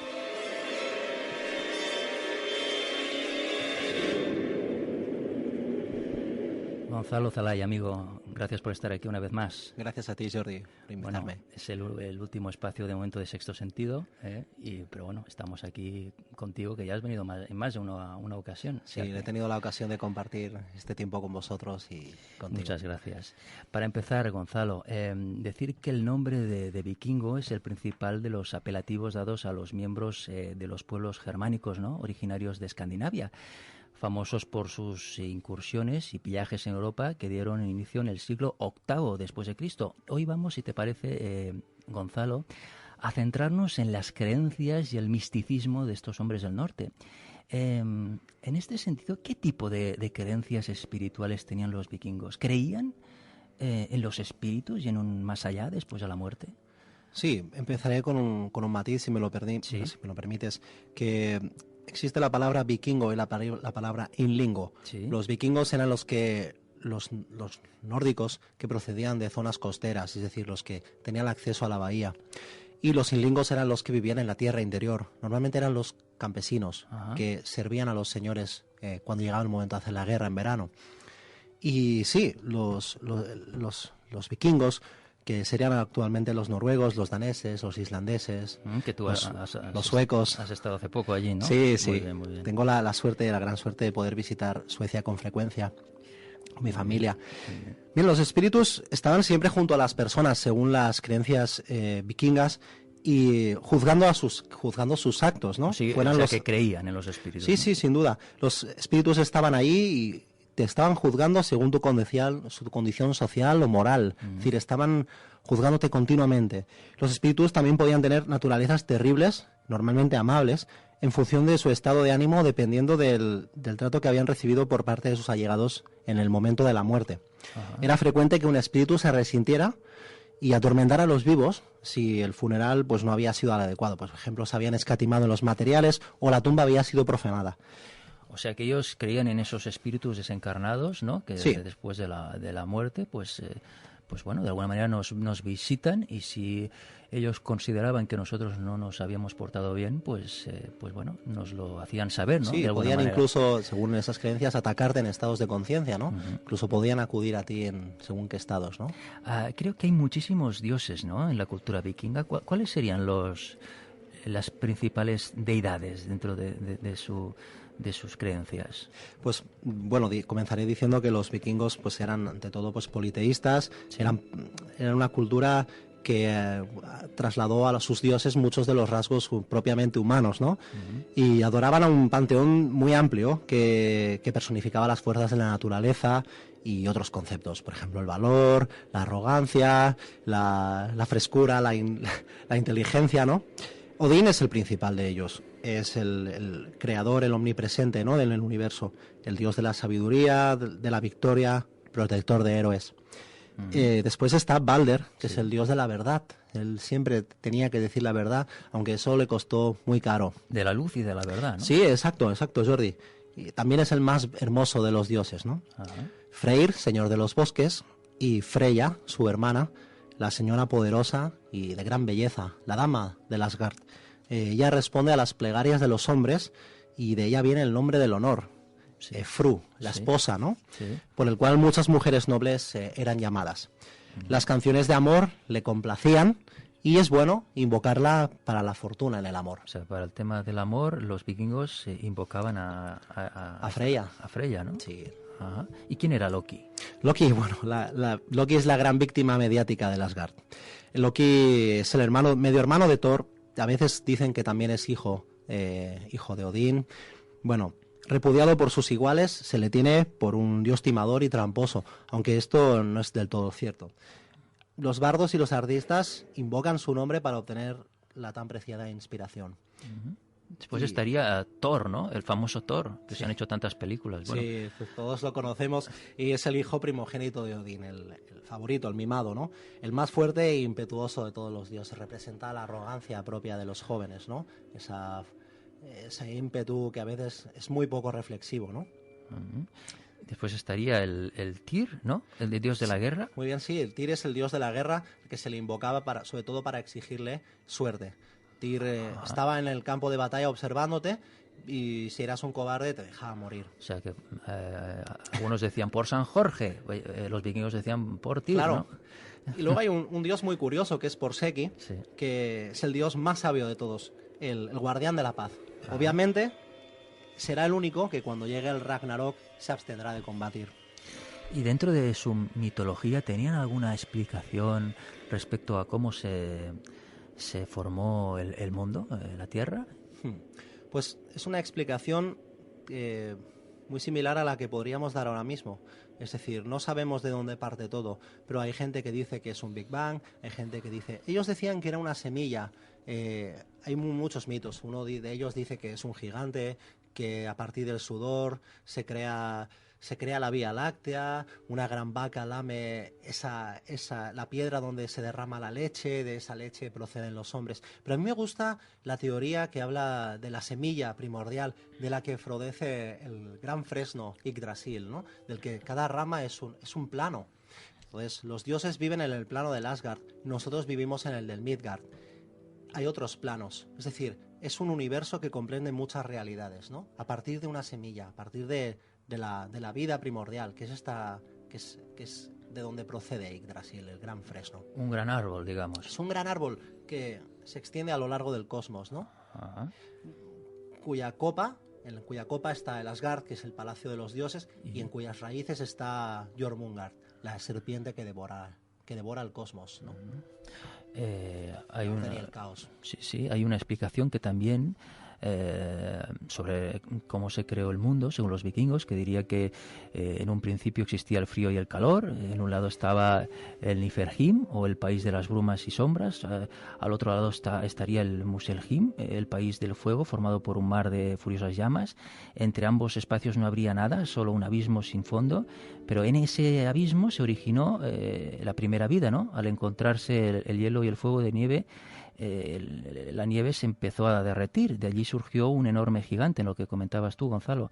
El hielo se derritió y creando nuevas criaturas como una vaca colosal que daba mucha leche y que el gigante aprovechó para alimentarse. De pronto la vaca empezó a lamer una piedra llena de leche. Al día siguiente surgió de la misma piedra una cabeza y un rostro, y de ahí un cuerpo, y fueron surgiendo más cuerpos, entre ellos el de Odín. Así Odín y sus hermanos se rebelaron contra el gigante, y sobre el cuerpo del gigante se creó el mundo.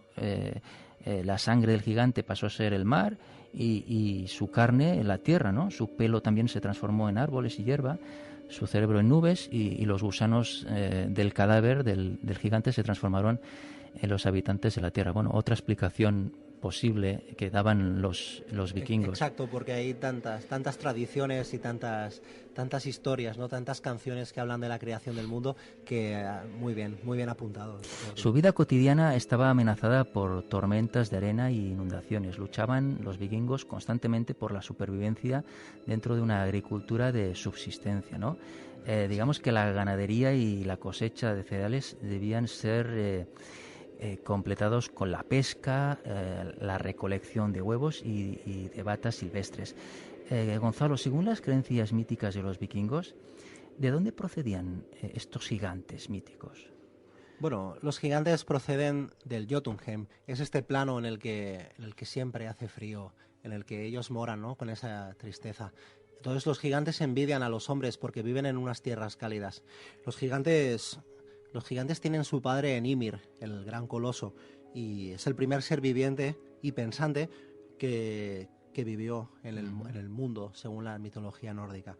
Los demás gigantes nacieron de su sudor, de su trabajo, de su lucha, y con el tiempo llegaron los hombres y las mujeres que poblaron el mundo cuando el linaje de los gigantes comenzó a decaer y a extinguirse. Es decir, que nosotros esperamos a que los gigantes se fueran para salir de nuestras cuevas, ¿no?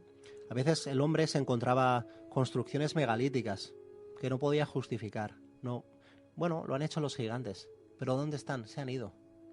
Es nuestro momento, ¿no? Uh-huh. Y respecto a la vida cotidiana de los vikingos, ¿qué tipo de celebraciones realizaban en honor de Odín, su dios principal? Pues normalmente se celebraban, muchas de ellas se celebraban a lo largo de las 4 estaciones. Yo voy a remarcar una que es la del Midsommar, que es en mitad del verano cuando bueno, pues bailaban alrededor de un gran tronco, abrían un buey, lo sacrificaban y lo ponían delante de la puerta de su casa. Bueno, en función del animal que sacrificabas, quedaba evidenciada tu posición, ¿no? El que podía sacrificar un pollo, pues no era lo mismo que el que podía sacrificar un buey, ¿no? Que era realmente muy necesario para el trabajo diario. Muy poca gente se podía permitir eso, ¿no? Y sí, después quedaba esta constancia, ¿no? De nosotros hemos realizado este sacrificio, que lo vea Odín, ¿no? Ellos bebían también mucho alcohol, ¿no? Sí. Yo cuando pienso en las fiestas estas que organizaban los vikingos, era como una competición quizá, ¿no? A ver quién aguantaba más, ¿no? Sin duda. Grandes, sí, destilados, licores, miel fermentada, que bueno, produce un alcohol de una graduación pues brutal, y además es muy, muy delicioso la hidromiel, ¿no? Sí, y siguiendo con los sacrificios, ¿es cierto que los vikingos utilizaban la sangre de los animales sacrificados para realizar predicciones de futuro? Así es, Jordi, sí. Y también las vísceras. Muchas de ellas tenían usos específicos. Por ejemplo, los riñones servían para predecir el pasado. Ajá. Los pulmones, pues para predecir cambios climáticos. Por ejemplo, tú ibas a partir con tu barco, pues tenías que examinar los pulmones de un animal. Cuanto más grande ese animal, más precisa era la predicción. Los intestinos escudriñabas el devenir de las batallas. Y bueno, los vikingos creían que el destino de las personas estaba escrito desde el principio de los tiempos y que podía ser interpretado de diversos modos. Sumergirse en un lago helado, pasar una noche en un bosque sin arma alguna, rodeado de lobos, y otros ritos pues podían proporcionar respuestas sobrenaturales a aquel que formulaba las preguntas. O sea, que de esa manera podían conectar o abrir un canal con un canal espiritual, sí, y es. encontrar respuestas sobre las preguntas que ellos formulaban, ¿no? Sí. ¿Cuáles eran los 3 sacrificios rituales que la comunidad vikinga realizaba cada año con el fin de tener el favor de los dioses? Bueno, los vikingos vivían, como has apuntado muy bien, Jordi, en un mundo muy hostil, muy terrible, donde los cambios invernales llegaban y ellos tenían la sensación de que tenían que ser muy agradecidos con lo que estaban recibiendo, ¿no?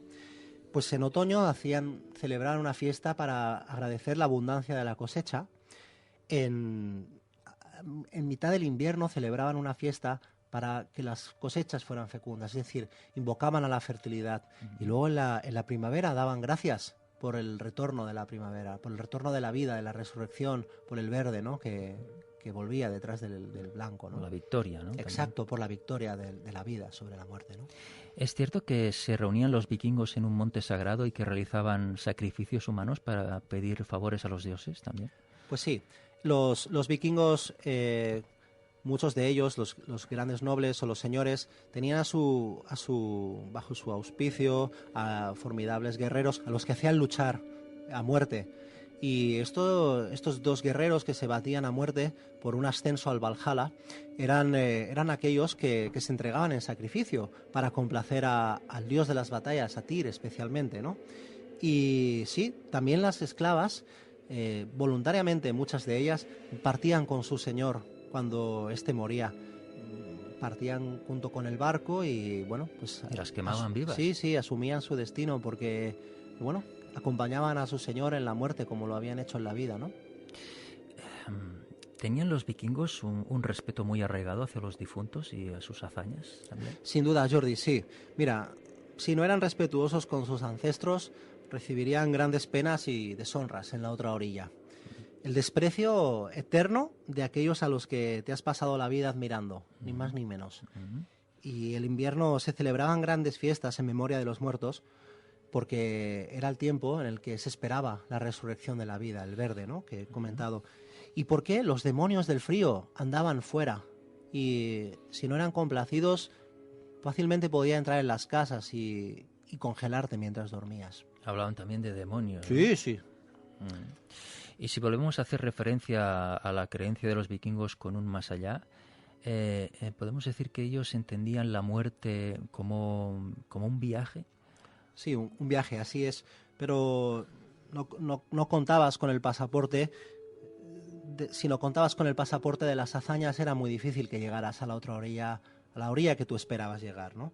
Los vikingos se esforzaban por hallar una honrosa muerte en combate, dando pie a que su gesta pues inspirara una canción, a que tus hijos pudieran repetir esa saga a sus nietos, ¿no? Imaginemos por un instante la escena. Hieres de muerte al héroe rival, en lo más crudo de la batalla. Sin duda es más poderoso que tú, así que también te malhiere. Después viajas a la otra orilla. Estrechas entre tus brazos a tus iguales. No suena nada mal. O sea, eso explica que los vikingos solo temieran un tipo de muerte, ¿no? La que te alcanza en la cama, postrado o anciano. Sí. Hablabas también de esos barcos, de ese viaje, ¿no?, hacia el más allá a través de un barco donde el difunto pues podía acompañarle pues una criada, una mujer de su entorno, ¿no? Y que bueno, que era como un rito y la mujer pues lo aceptaba como algo normal, como algo como una obligación, como una obligación, sí, como un honor también. Hay un ejemplo que es el barco de Osberg, ¿no?, que es un barco vikingo descubierto en un extenso montículo funerario en la región de Tønsberg, en Noruega, y que, bueno, lo digo porque fue desenterrado por un arqueólogo sueco, Gabriel Gustafsson, y otro noruego, el Håkon Sletting, entre 1990 y el 2000, ¿no? Y ahí pudieron comprobar los restos de ese barco y cómo sirvió como de tumba funeraria, ¿no? Así es. El barco se compone de los restos que se exponen en un museo, se compone de planchas clavadas, casi todas de roble. Sus dimensiones pues son de 22 metros de eslora por 5 de manga. Con un mástil de unos 9 por 10 metros.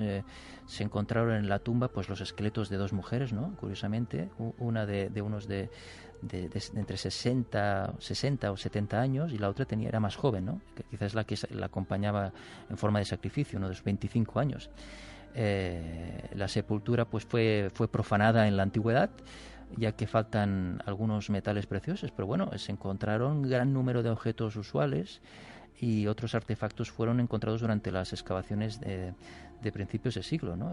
Había hasta 4 trineos con decoración muy elaborada, un carro de caballos de madera de 4 ruedas ricamente esculpido, pies de cama, baúles de madera.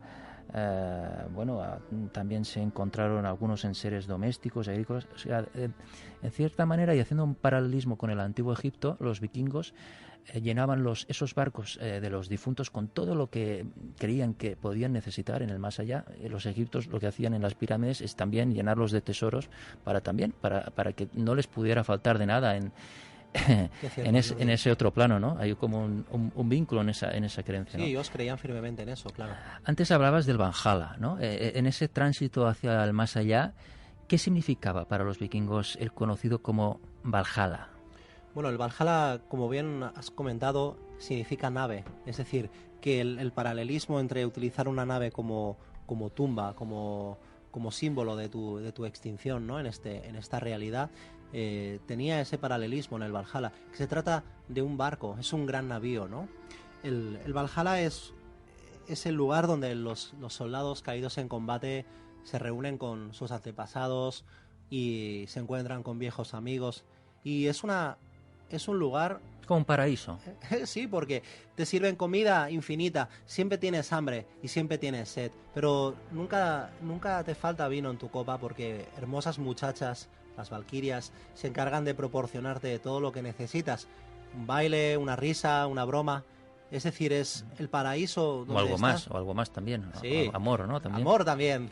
No, sí, exacto. Las valquirias, te proporcionaban esa calidez, ¿no? Esa belleza. Pero el Valhalla es un lugar al que realmente solo podían acceder, no solo podían acceder los grandes guerreros, sino también los siervos y los vasallos que habían sido leales en su vida. Es decir, no solo era un lugar consagrado para aquellos que derramaban la sangre, sino también para aquellos que sabían servir y habían cumplido con su palabra. Habían sido valientes y buenos guerreros, ¿no? Hay muchas formas de ser valiente, claro.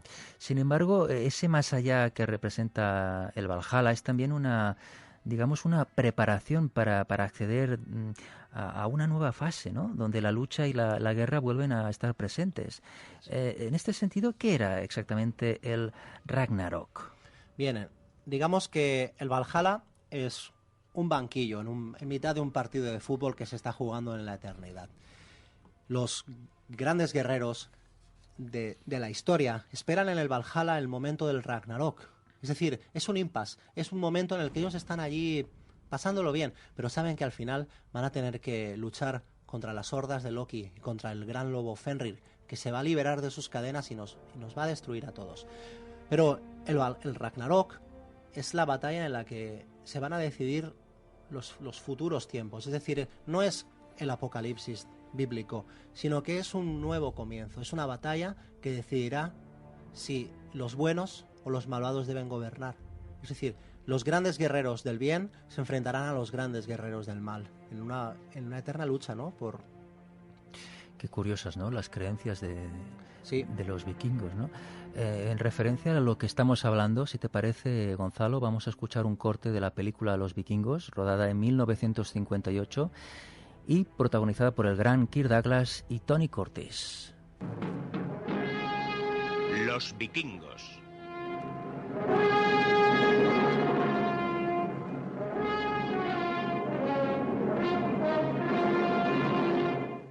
Los vikingos de la Europa de los siglos VIII y IX adoraban a Odín, dios pagano de la guerra. Reducidos a los confines de sus áridas y heladas tierras septentrionales, se valieron de su habilidad como navegantes y constructores de barcos para extender un reinado de terror, jamás igualado por su violencia y brutalidad en los anales de la historia. El mayor deseo de los vikingos era morir con la espada en la mano y entrar en el Valhalla, donde les esperaba Odín para darles una bienvenida de héroe. La brújula les era desconocida. Solo podían guiarse por el sol y las estrellas. Cuando la niebla cerraba sobre ellos, quedaban indefensos y ciegos. Y como según sus creencias la tierra era plana, si se desviaban demasiado del rumbo, el viento negro los arrastraría a través del mar venenoso, que se abría al oeste y los conduciría al extremo del mundo, donde estaba el limbo.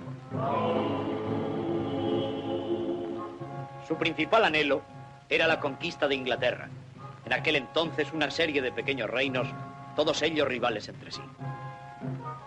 Por eso, cuando los vikingos se hacían a la mar para robar y saquear Inglaterra, procuraban no perder nunca de vista la costa y reducían sus ataques a rápidas incursiones nocturnas.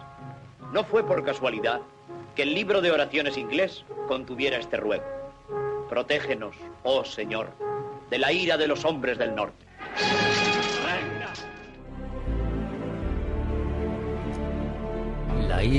La ira de los hombres del norte, ¿no? Qué temibles que eran en esa época los vikingos. Gran película esta.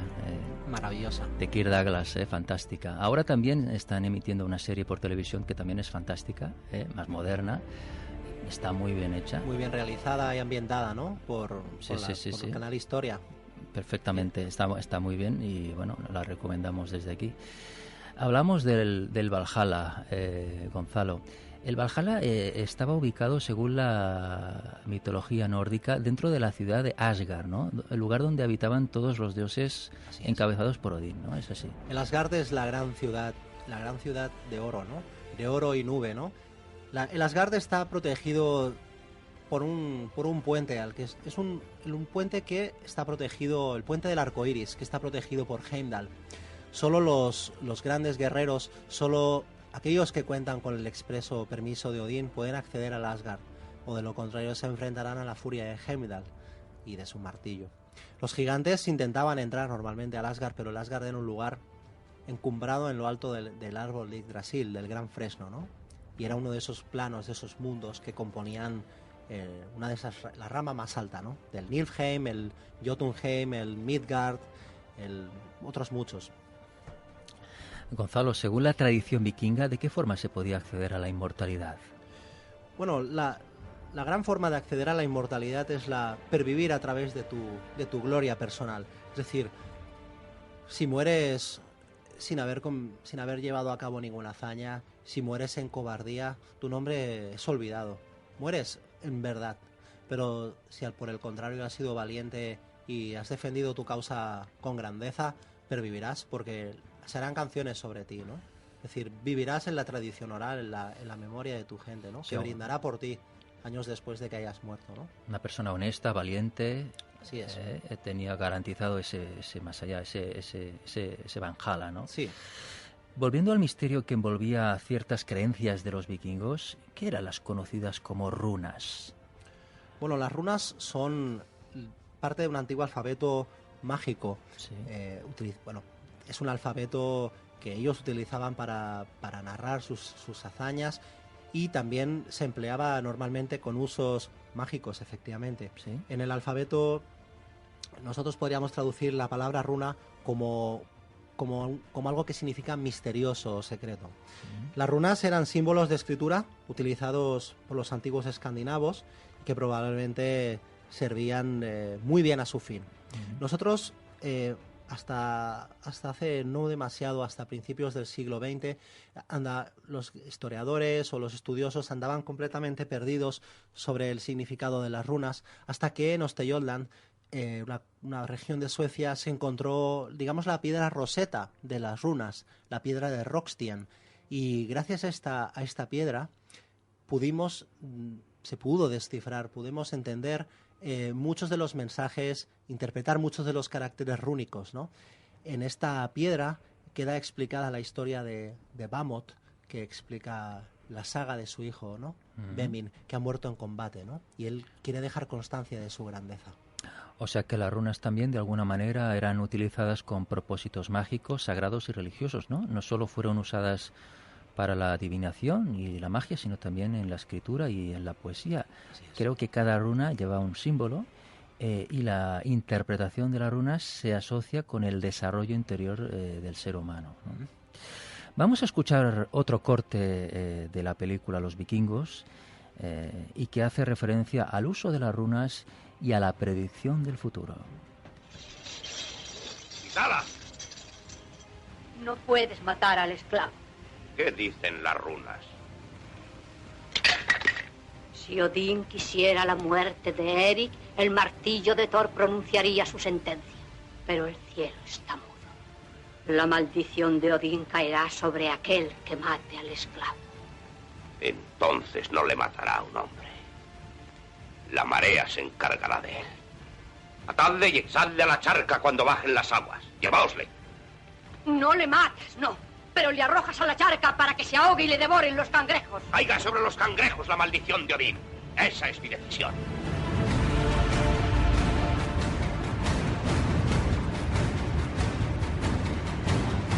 El poder de las runas, ¿no? Existían, creo, Gonzalo, 3 leyes, ¿no?, dentro de las runas. Exacto. Se podían grabar runas en objetos, armaduras y en talismanes.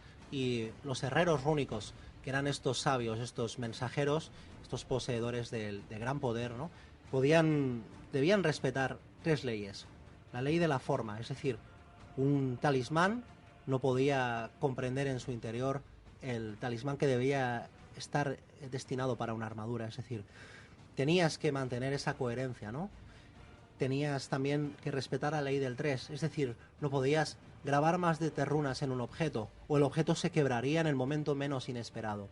Por ejemplo, si tú querías que tu espada fuera más veloz, podías grabar una runa que significaba la velocidad. Y esta runa solo podía ser capturada. Todo ese poder, pues, por ejemplo, si querías que tu espada fuera muy veloz, tenías que sumergirla en la sangre de un conejo, o tenías que exponerla al viento más feroz durante semanas. Es decir, las runas captaban la esencia de la naturaleza y la ponían al servicio de los hombres, atrapadas en este símbolo, ¿no?, en este logos.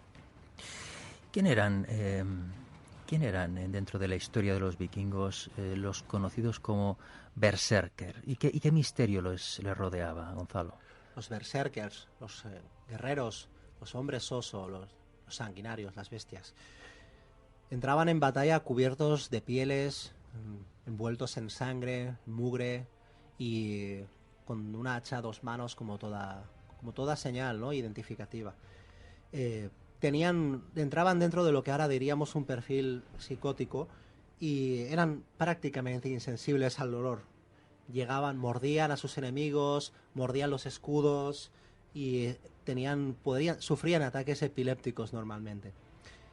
Luchaban ciegamente, sin tener ningún tipo de cuidado por su vida o por la de sus compañeros. Es decir, una vez entraban en la batalla, no les importaba quién tuvieran a su alrededor. Eran monstruos que que estaban destinados a servir a la bestia, ¿no? A este dios Tyr, pero en su aspecto más bestial. Y la leyenda dice que no sentían dolor. No, podían recibir flechazos, golpes terribles que matarían a una persona. Sin duda ya estaban condenados cuando reciben ese golpe, pero debido a unas características... Estaban en estado de trance. Sí, se inducían a un trance y a través de este trance ellos podían ignorar, pues eso, las penalizaciones de haber sufrido grandes heridas, ¿no? En cierto modo entiendo que la religión de estos grandes guerreros pues también les inducía, ¿no?, a tener una gran furia en el combate, ya que, bueno, como ya hemos dicho en la entrevista, sus dioses, todos ellos guerreros, exigían para alcanzar el paraíso tener la muerte más noble en el campo de batalla, ¿no? ¿Qué leyenda, Gonzalo, qué leyenda vinculaba a estos berserker con los hombres lobo? Bueno, el apunte de los berserkers es que ellos entraban en batalla inducidos por estupefacientes, ¿no? Ajá. Por consumo de hongos alucinógenos y también por un consumo a veces inmoderado de ácido lisérgico que se encontraba en el fermento de algunos panes o del centeno, pan de centeno. Y el ácido lisérgico es el principio, la base del LSD, esta droga tan poderosa, alucinógena, que bueno, te aleja completamente de la realidad. ¿Y los vikingos ya la tomaban? Sí, los vikingos la descubrieron o la emplearon en este sentido. Muchos de los analgésicos o de las anestesias que se utilizaron posteriormente procedían del vastísimo conocimiento que los vikingos tenían de las setas y de algunas trufas. Sí, como comentabas, los berserkers inspiraron la leyenda de los hombres lobo. Eran los llamados hijos de Fenrir, los hijos del lobo, ¿no?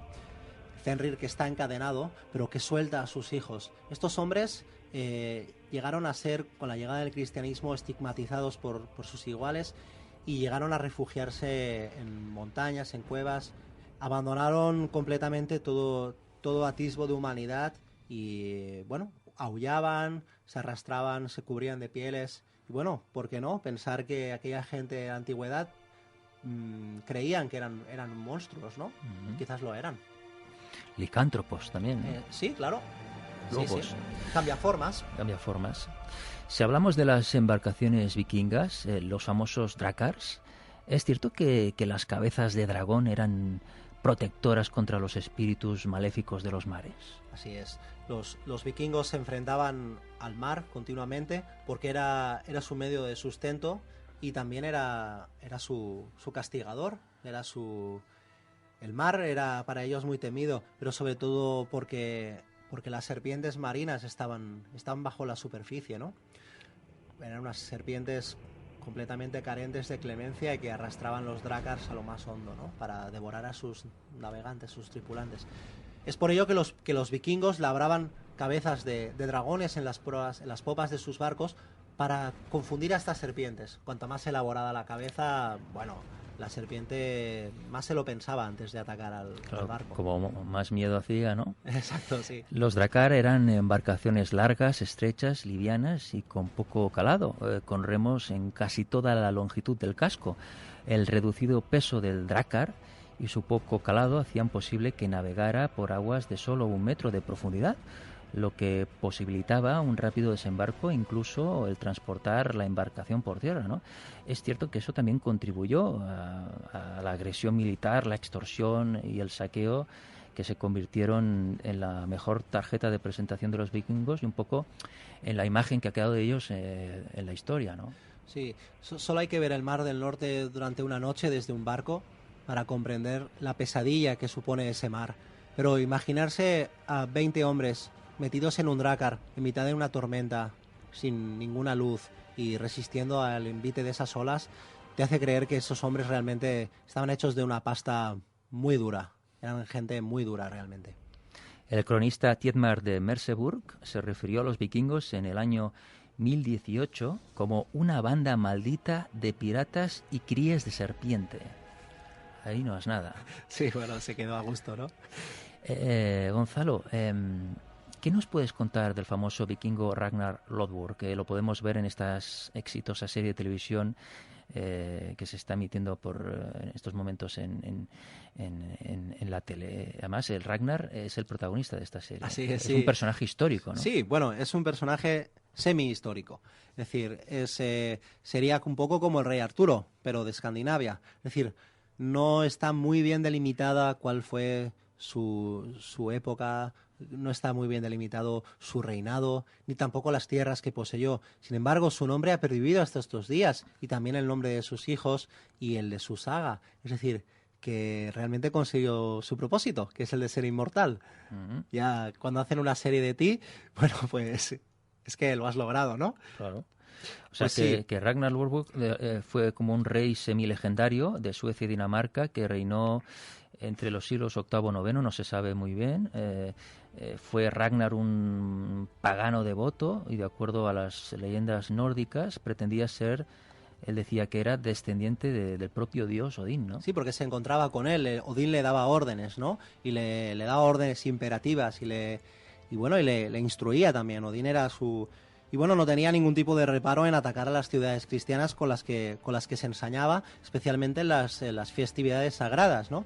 Llevó a cabo en el siglo IX, dicen, el primer asalto de los vikingos a la ciudad de París. De París, claro. Concretamente en el año 845. Esto sí que está contrastado y documentado. ¿Es cierto que fue este Ragnar Lodbrok hecho prisionero en Inglaterra y que murió en un pozo lleno de serpientes, o es una leyenda todo esto? No, es cierto. Ragnar temía que los hombres de armas de su reino, sin enemigos, cometieran alguna estupidez.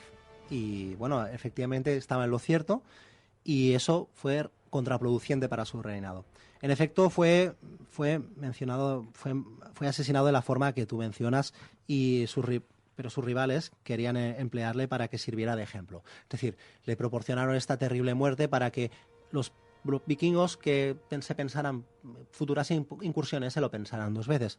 Sin embargo, sus hijos, que hasta el momento estaban dedicados a guerras intestinas y a perder el tiempo en fiestas, y pues Bjorn, Ivar, Halfdan, Ubbe, que eran sus hijos, pues vengaron el nombre de su padre e hicieron correr un mar de sangre entre los anglos. Sus últimas palabras de Ragnar fueron que sus cachorros lo vengarían, y estuvo en lo cierto, ¿verdad? Así es, Jordi, estuvo en lo cierto, de verdad.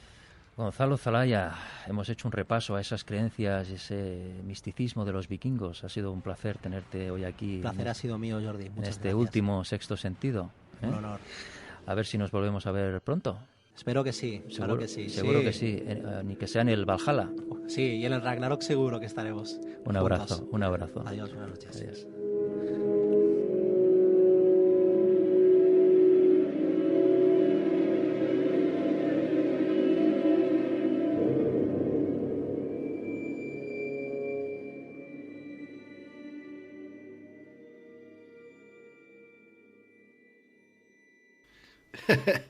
Qué joven y qué entusiasta era por aquel entonces. Ha sido un placer. El tiempo, como ya veis, no existe en la Rapacalia. Y aquí siempre suele ser otoño o invierno. Pero no importa. Te estaré esperando la próxima vez con muchas cosas que contarte. Hasta pronto.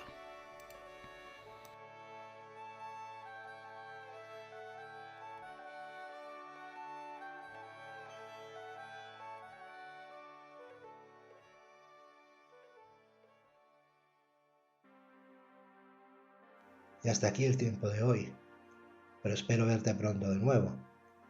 Si en esas noches largas, o si mientras paseas por una playa hermosa te apetece escucharme, aquí me encontrarás. Te guardo el sofá y no hace falta que avises, habrá pastel.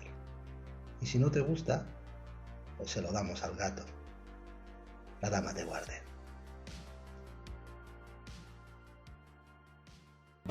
¿Tú eras gladiador? Sí, lo fui.